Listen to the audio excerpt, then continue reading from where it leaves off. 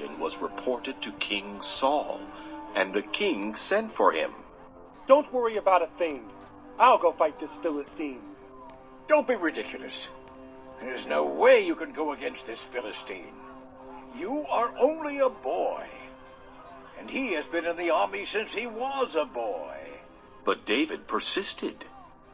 I have been taking care of my father's sheep. When a lion or a bear comes to steal a lamb from the flock, I go after it with a club and take the lamb from its mouth. If the animal turns on me, I catch it by the jaw and club it to death.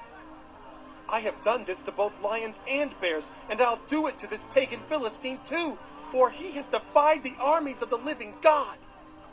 The Lord who saved me from the claws of the lion and the bear will save me from this Philistine. Saul finally consented.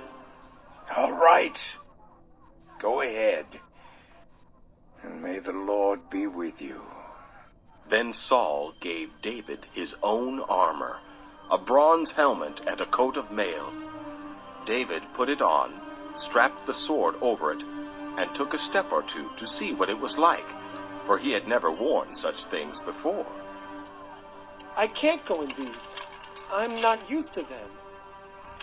So he took them off again. He picked up 5 smooth stones from a stream and put them in his shepherd's bag. Then, armed only with his shepherd's staff and sling, he started across to fight Goliath.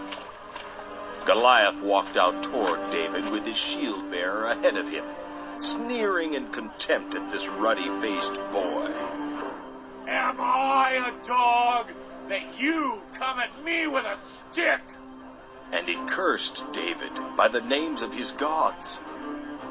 Come over here, and I'll give your flesh to the birds and wild animals.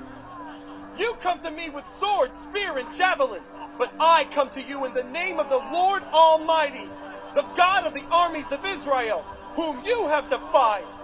Today, the Lord will conquer you, and I will kill you and cut off your head. And then I will give the dead bodies of your men to the birds and wild animals, and the whole world will know that there is a God in Israel. And everyone will know that the Lord does not need weapons to rescue his people. It is his battle, not ours. The Lord will give you to us. As Goliath moved closer to attack, David quickly ran out to meet him. Reaching into his shepherd's bag and taking out a stone, he hurled it from his sling and hit the Philistine in the forehead. The stone sank in. Goliath stumbled and fell face downward to the ground. So David triumphed over the Philistine giant with only a stone and sling.